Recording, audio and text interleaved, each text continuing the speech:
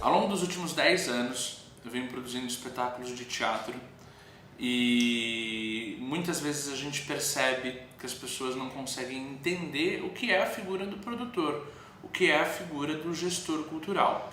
Isso porque a figura do gestor cultural ela é muito intangível, porque tudo que a gente faz para que um espetáculo de teatro aconteça, acontece antes do espetáculo estar ali. Quando o público, quando a plateia entra num teatro para assistir a um espetáculo, muitas vezes se esquecem que antes de tudo aquilo ali estar montado, houve uma pessoa e um grupo de pessoas, muitas vezes gestão cultural, na grande maioria, se não sempre, não é feita somente por uma pessoa, mas sim por diversas pessoas ao longo de um processo, especialmente quando a gente fala de espetáculos de grande porte, como são os casos do que eu fiz nos últimos anos, na sua grande maioria espetáculos de teatro musical. Então, hoje a gente está aqui no Teatro Santander, onde a gente está em cartaz com o Wicked, que envolve mais de 275 pessoas.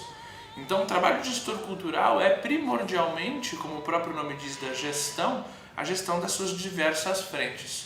Então, gestão orçamentária, gestão de pessoas, gestão de projetos, gestão de lugares, gestão de orçamentos e de cronogramas, no seu mais amplo formato, e tudo isso que está na mão de um produtor cultural.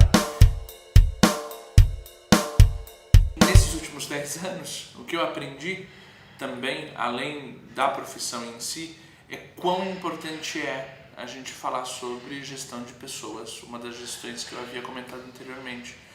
Porque teatro não se faz sozinho, porque pessoas têm sentimentos, pessoas acordam bem, acordam mal, as pessoas são as responsáveis por fazer aquilo que a gente entende como fazer teatral, e depende muito da gente, de como a gente faz essa gestão de pessoas para que, de fato, a gente consiga atingir os objetivos que a gente precisa ao longo dos projetos. Quando a gente fala de gestão financeira, a gente fala desde a elaboração das planilhas orçamentárias até a execução e acompanhamento delas. Essas planilhas elas são um pedaço de papel que se torna uma coisa real no palco, uma vez que as produções estão acontecendo. E muitas vezes a gente programa e realiza essas planilhas e esses orçamentos muitos anos antes dos espetáculos acontecerem. Então, a gente tem que levar em conta a variação cambial, a gente tem que levar em conta a inflação, a gente tem que levar em conta diversos fatores externos que afetam a economia local e que, portanto, podem afetar esse orçamento.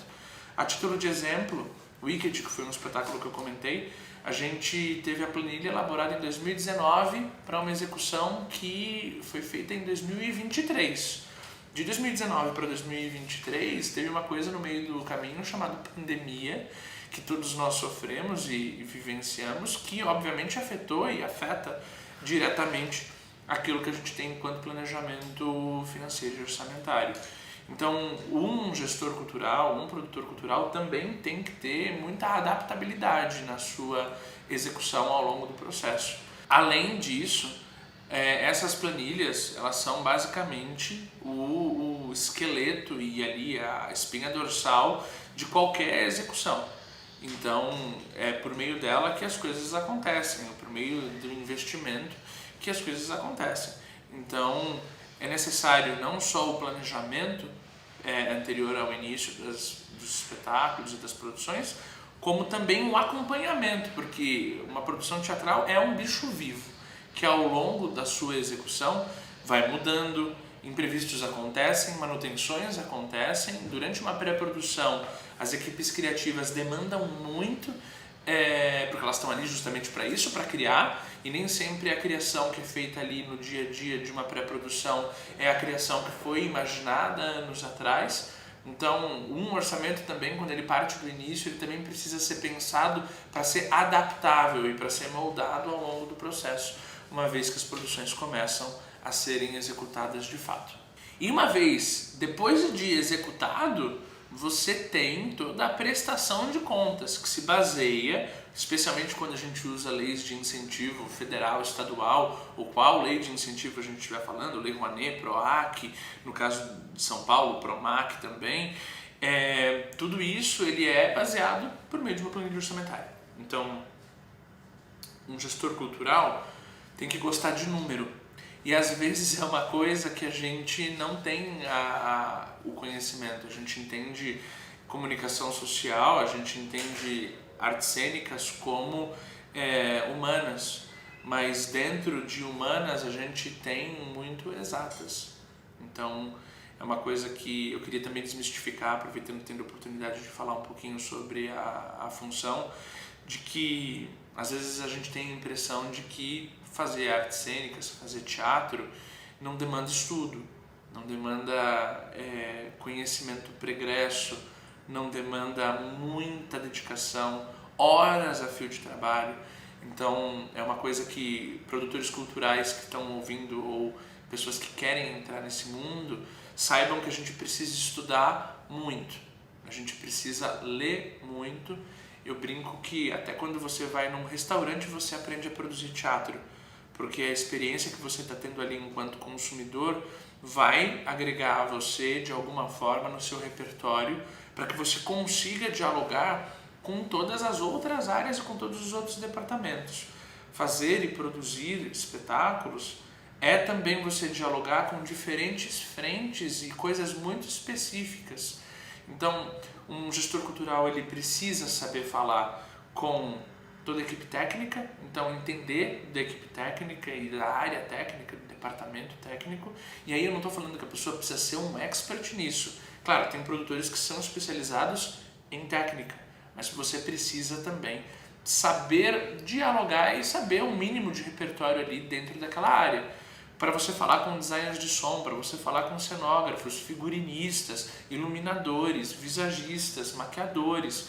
Quando você fala de toda essa cadeia criativa, direção musical, a título de exemplo, eu não sei ler uma partitura musical, mas eu entendo um pouco de música no sentido teórico da coisa, para que a gente consiga dialogar e entender um pouco o que é uma firmata, o que é uma vamp, o que são, enfim, determinadas palavras, determinadas coisas que fazem referência ao que a gente tem como fazer teatro. Aqui, quando a gente fala, obviamente, de departamento musical, a gente também está falando de teatro musical, no sentido de poder dialogar e saber ter referência. Eu acho que é muito importante para um gestor cultural de qualquer área, e de teatro especialmente, assistir assistir espetáculos pequenos, médios e grandes, ter a vivência, se tiver a oportunidade, ir para outros países para vivenciar o que essa outra cultura quer dizer com teatro, o que é fazer teatro.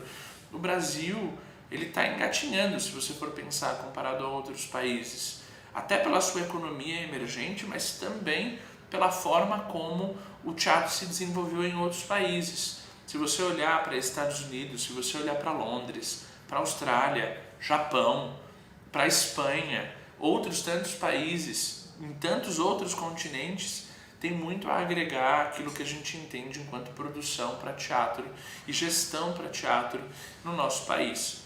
Eu acho que esse intercâmbio de informações ele é importante. Eu acho que é por isso que é importante também a gente ter a oportunidade de ter diálogos como esses, para que a gente consiga abrir horizontes, abrir ideias, que as pessoas consigam de alguma forma também tangibilizar um pouco mais do que é fazer teatro, quando você está falando da gestão dessa coisa maluca que é viva e que é muito gostosa, ela é muito interessante. Espero que vocês tenham gostado da conversa, espero que tenha sido um pouco elucidativa, mas que também possa ter aberto os caminhos e aberto as mentes de vocês. Eu estou à disposição para a gente poder conversar em outros momentos, em outras histórias, aqui pela internet, ao vivo em outros teatros. A gente se encontra nas curvas do teatro por aí. E aí, curtiu? Deixe seu comentário ou sua pergunta que a gente te responde. Obrigado. Um projeto realizado pela Polo Cultural Educação e Arte, produção Instituto Artium de Cultura, apoio Alelo.